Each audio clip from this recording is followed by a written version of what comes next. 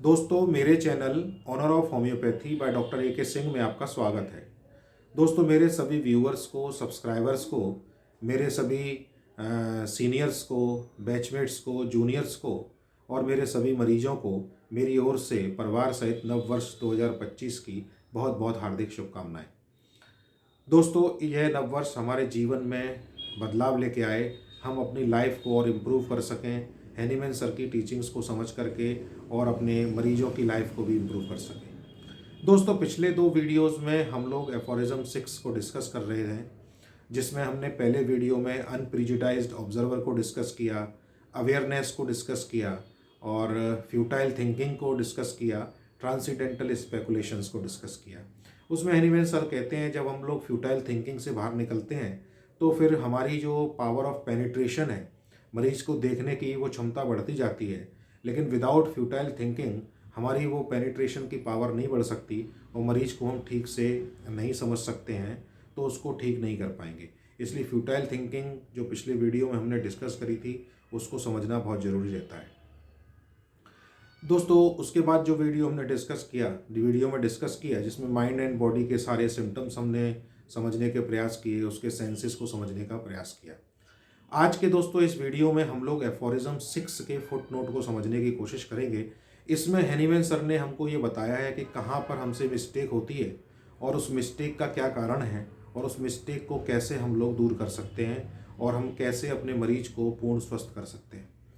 तो सबसे पहले इसमें हैनीमैन सर लिखते हैं कि I know not therefore how it was possible for physician at the sick bed to allow themselves to suppose that.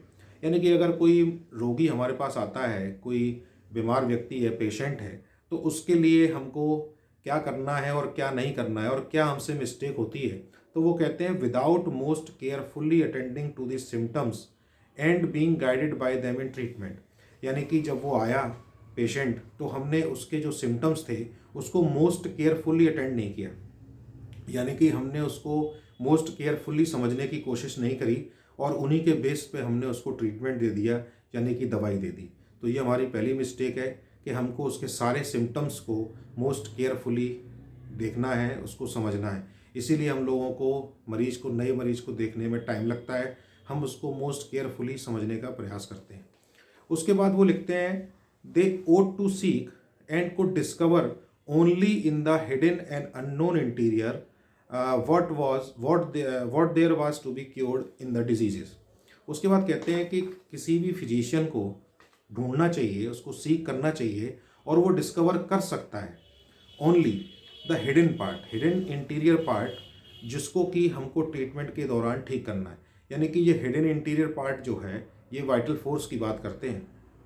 तो उसमें हैनीमैन सर कहते हैं कि उसको हमको डिस्कवर करना चाहिए कि वाइटल फोर्स कैसे बीमार हो गया, वो कैसे मॉर्बिडली अफेक्ट हुआ और उसके बेस पर हमको उसको ही ठीक करना है। तो एक तो हमारे पास हिडन इंटीरियर है और एक आउटवर्डली रिफ्लेक्टेड जो सिम्टम्स हैं जो हमने सेंसेस के थ्रू लिए, तो एक वो पिक्चर है हमारे पास। तो हमारे से मिस्टेक ये होती है कि हम लोग जो बाहर के सिम्टम्स हैं उन सिम्टम्स को कंसीडर करते हैं, लेकिन उसका हिडन इंटीरियर के साथ रिलेशन एस्टेब्लिश नहीं करते।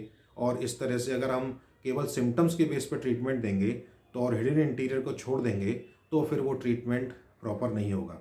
उसके बाद लिखते हैं कि arrogantly and ludicrously pretended that they could without paying much attention to the symptoms discover the alteration that had occurred in the invisible interior.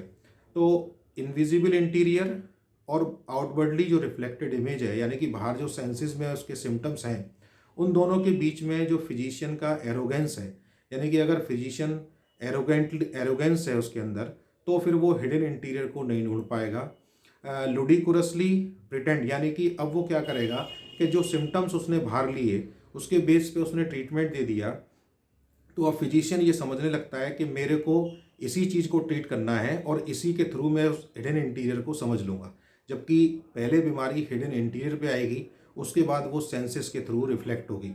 तो इन सारे चीज़ों को हम जर्मन न्यू मेडिसिन से समझने की कोशिश करते हैं। जैसे कि हमने पिछले वीडियोस में देखा कि हम right side left side body को किस तरह से रिलेट करते हैं, उसके किस रिलेशन की वजह से, वो उसके डिस्टर्बेंस की वजह से वो तकलीफ़ उसको आ रही है। तो जो बाहर सिम्टम्स हैं उन सिम्टम्स को हम हिडन इंटीरियर से जर्मन न्यू मेडिसिन यानी हैमर्स थ्योरी के थ्रू कोरिलेट करते हैं। फिर उसके बाद और सारी चीज़ों को मरीज़ की हम लोग देखते हैं। तो हैनीमैन सर कहते हैं कि जो हिडन इंटीरियर है उसी में सबसे पहले डिस्टरबेंस हुआ है और हमको अपनी जो मेडिसिन है उससे उस हिडन इंटीरियर को करेक्ट करना है, जिससे कि बाहर के सिम्टम्स फिर ठीक होने लगेंगे। उसके बाद लिखते हैं and set it to rights with unknown medicine. जिस मेडिसिन में हम लोगों ने हिडन इंटीरियर को कंसीडर नहीं किया है, उसकी मॉर्बिड एक्शन को नहीं समझा है, और अगर हम बाहर के सिम्टम्स पे जो ट्रीटमेंट देंगे, सिम्टोमेटिक ट्रीटमेंट, वो सिम्टोमेटिक ट्रीटमेंट जो है वो उस मेडिसिन से ठीक नहीं होगा, क्योंकि वो मेडिसिन उसके लिए अननोन होगी। क्योंकि मेडिसिन की नोन जो है वो वाइटल फोर्स को समझने के बाद ही वो मेडिसिन नोन होगी, अदरवाइज़ वो अननोन होगी उस पेशेंट के लिए। और उसके बाद लिखते हैं and that such a procedure this could alone be called radical and rational treatment. अब हमने क्या किया दोस्तों कि जो बाहर के सिम्टम्स हैं उनके बेस पर ट्रीटमेंट दे दिया और उसको यही मान लिया कि यही एक तरीका है, यही एक क्योर है जो रेडिकल है और राशनल है। यानी कि जो तार्किक तर्क संबंध ये है कि हमको जो दिखाई दे रहा है उसको हमने पिक्चर बना लिया और उसी पर ट्रीटमेंट दे दिया और उस हिडन इंटीरियर को छोड़ दिया, तो फिर उसी को मान लिया कि यही रेडिकल ट्रीटमेंट है। तो हमसे जो मिस्टेक होती है वो ये होती है कि हम हिडन इंटीरियर को नहीं समझते हैं जो अननोन है, और बाहर के जो सिम्टम्स हमको दिखाई देते हैं उनके बेस पे ही हम ट्रीटमेंट को देना शुरू करते हैं। तो ये एक बताया हैनीमैन सर ने कि फिजिशियन से ये मिस्टेक होती है, और इस मिस्टेक का जो सबसे बड़ा कारण है वो है एरोगेंस। यानी कि फिजिशियन के अंदर अगर एरोगेंस है और वो लुडिकुरस है, उसको लुडिकुरस का मीनिंग होता है बेतुका। यानी कि उसने बाहर के जो उसके सिम्टम्स आए हैं उनको अंदर के साथ मैच नहीं किया, हिडन इंटीरियर के साथ उसके रिलेशन को एस्टाब्लिश नहीं किया है, तो ये ट्रीटमेंट फिर लुडिकुरसली होगा, उसका कोई रिलेशन एस्टाब्लिश नहीं होगा। उसके बाद दोस्तों हैनीमैन सर कहते हैं it is not then that which is cognisable by senses in diseases through the phenomena it display the disease itself in the eye of the physician, since he never can see the spiritual being that produce the diseases, the vital force। कहते हैं कि जो बाहर senses के through reflection हुआ तो physician ने उसी को अपनी आंखों से देखा और उसी को डिजीज़ मान लिया, और उस हिडन इंटीरियर स्पिरिचुअल बीइंग को उसने छोड़ दिया, और जो कि वाइटल फोर्स के ऊपर सफरिंग है उसको उसने उसके साथ रिलेट नहीं किया, तो फिर वो परमानेंटली या प्रॉपरली ठीक नहीं होगा। ये तरीका जो है रेडिकल नहीं होगा और इसमें पेशेंट सफ़र करता रहेगा। तो हमको सबसे पहले उस हिडन इंटीरियर के साथ जो बाहर के जो सिम्टम्स आए हैं उनको हिडन इंटीरियर के साथ मैच करना है। उसके बाद वो कहते हैं not it necessary that he could see it. यानी कि वो कहते हैं कि वाइटल फोर्स को उसको देखना नहीं है, वो उसको ये प्रयास नहीं करना है कि वाइटल फोर्स मुझे दिखाई दे। वो कहते हैं but only that he should ascertain it's morbid action. बस केवल उसको ये समझना है कि ये कैसे मॉर्बिडली काम कर रहा है, यानी कि वाइटल फोर्स का जो एक्शन है वो मॉर्बिड कैसे हो गया, कैसे वो खराब हो गया एक्शन, जिस वजह से डिजीज़ प्रोड्यूस हो रही है।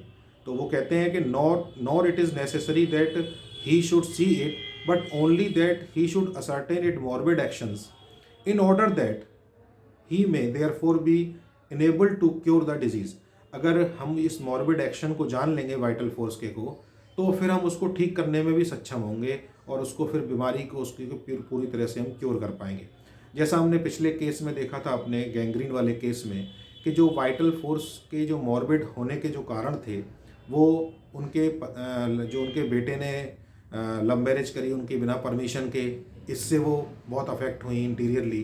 फिर उसके बाद उनके हस्बैंड की जो डेथ हुई तो उससे फिर वो जो है और ज़्यादा उनको प्रॉब्लम हुई और ज़्यादा दुख हुआ। इस वजह से फिर वो जो उनका इंटीरियर था वो अफेक्ट हुआ, फिर बाहर रिफ्लेक्शन गैंग्रीन का आया। तो हमने एक क्वेश्चन भी डिस्कस किया था कि अगर जो दवाई हमने देखी थी विरेट्रम एल्बम, चूँकि वो दवाई गैंग्रीन में कहीं भी नहीं है, रूब्रिक्स में और कहीं भी वो गैंग्रीन की पैथोलॉजी में नहीं है, लेकिन फिर भी उसने गैंग्रीन को ठीक किया।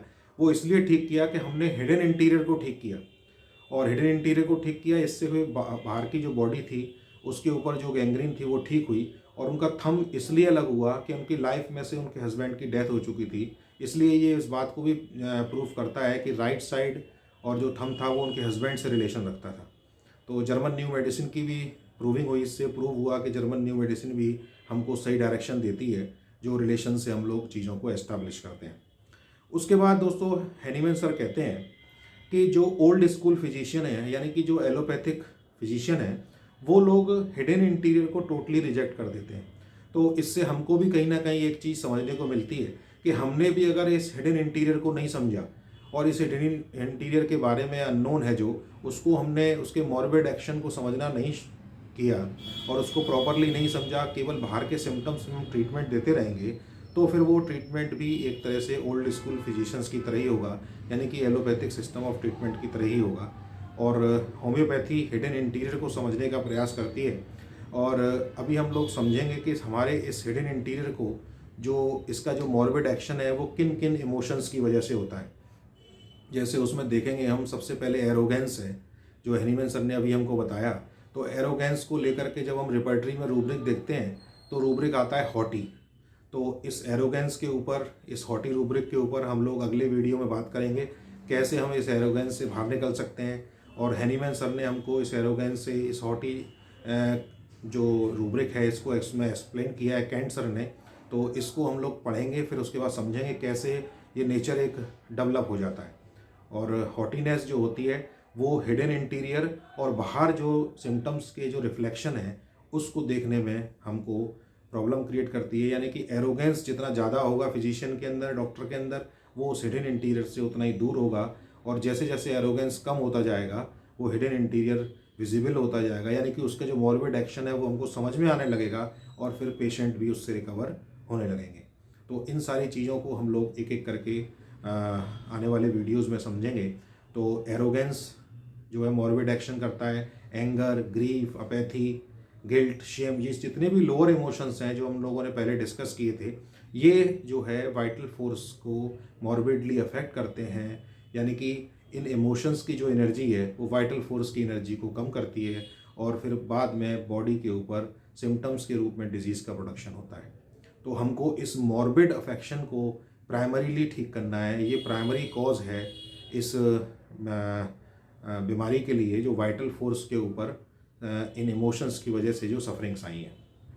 उसके बाद लिखते हैं कि the physician whose researches are direct toward the hidden relations in the interior of the organism में डेली एरर। यानी कि ये पैथोलॉजीज़ की बात करते हैं हैनीमैन सर, इसमें फुटनोट में कहते हैं कि अगर हम पैथोलॉजीज़ के ऊपर प्रिस्क्राइब करेंगे तो फिर हम डेली एरर करेंगे। यानी कि पैथोलॉजिकल जो रिपोर्ट्स हैं उनको हमको उस हिडन इंटीरियर के साथ मैच करना है। तो आने वाले वीडियोस में हम डीप पैथोलॉजी रिपोर्ट्स भी देखेंगे, जिसमें थायराइड है, डायबिटीज़ है। जब हम इसको रिलेशन हिडन इंटीरियर से करके दवाई देते हैं तो किस तरह से थायराइड ठीक होता है, डायबिटीज़ की रिपोर्ट्स पैथोलॉजिकल ठीक होती हैं। लेकिन अगर हम केवल पैथोलॉजिकल रिपोर्ट्स पे अगर प्रिस्क्रिप्शन करेंगे तो हमसे डेली मिस्टेक्स होंगी और पेशेंट प्रॉपरली ठीक नहीं होगा। इसलिए हम रिपोर्ट्स को जर्मन न्यू मेडिसिन के थ्रू हिडन इंटीरियर के साथ मैच करेंगे, तभी वो पैथोलॉजी जाएगी, अदरवाइज वो पेशेंट ठीक नहीं होगा। उसके बाद वो लिखते हैं कि बट द होम्योपैथिस्ट, यानी कि अगर कोई होम्योपैथिक डॉक्टर है who grasp with requisite carefulness. तो होम्योपैथिक डॉक्टर के लिए बहुत जिम्मेदारी के लिए शब्द लिखते हैं हैनीमैन सर। उसको केयरफुल रहना होगा, उसको केयरफुली सारे सिम्टम्स को उसको नोट करना होगा। The whole group of symptoms उसको लेने हैं। Possess a sure guide. अब जब हम हिडन इंटीरियर के साथ उन बाहर आए हुए सिम्टम्स को मैच कर लेते हैं तो हम फिर श्योर हो जाते हैं कि इस पेशेंट को हम ठीक कर पाएंगे। And if he succeed in removing the whole group of symptom, और इसके साथ ही हम हिडन इंटीरियर के साथ साथ बाहर के जो सिम्टम्स है वो भी ठीक होने लगेंगे, हम श्योर हो जाएंगे और इस तरह से जो डिजीज़ है उसको हम मोस्टली जो है पूरी तरह से उसको डिस्ट्रॉय कर लेंगे और हिडन इंटीरियर के ऊपर जो कॉज है उसको भी ठीक कर देंगे। तो इस फुट नोट में दोस्तों हैनीमैन सर ने हमको ये बताया कि कहाँ पर हमसे मिस्टेक हो रही है। तो कुल मिलाकर के टोटल जो मिस्टेक है वो एरोगेंस की है, और इस एरोगेंस को कैंट सर ने रिपर्टरी में हॉटी रूब्रिक में बताया है। तो इसको हम फिर अगले वीडियो में डिस्कस करेंगे और कैसे इसको एरोगेंस को कम किया जाए, जिससे कि हम हिडन इंटीरियर को समझ सकें और उसकी जो मॉर्बिड एक्शंस हैं उनको समझ सकें और हम सिम्टोमेटिक ट्रीटमेंट देने से बचें। जो बाहर के जो सिम्टम्स आए हुए हैं उन सिम्टम्स को हमको ये मैच करना है हिडन इंटीरियर के साथ कि आखिर इनका प्रोडक्शन कैसे हुआ। जैसे पिछले केस में गैंग्रीन डेवलप हुआ फुट पे, तो क्यों गैंग्रीन डेवलप हुआ, उस कॉज को हमको देखना है कि इनके हिडन इंटीरियर में क्या क्या चीज़ों में बदलाव आया जिससे कि इनके फुट पर वो गैंग्रीन डेवलप हुई। तो इस वीडियो में दोस्तों इतना ही। अगले वीडियो में हम लोग फिर मुलाकात करेंगे जिसमें हम एरोगेंस के ऊपर चर्चा करेंगे और उस और भी रूब्रिक्स को हम लोग आगे डिस्कस करेंगे। तो इस वीडियो में इतना ही। पुनः आप सभी लोगों को नव वर्ष 2025 की मेरी ओर से बहुत बहुत हार्दिक शुभकामनाएं। धन्यवाद।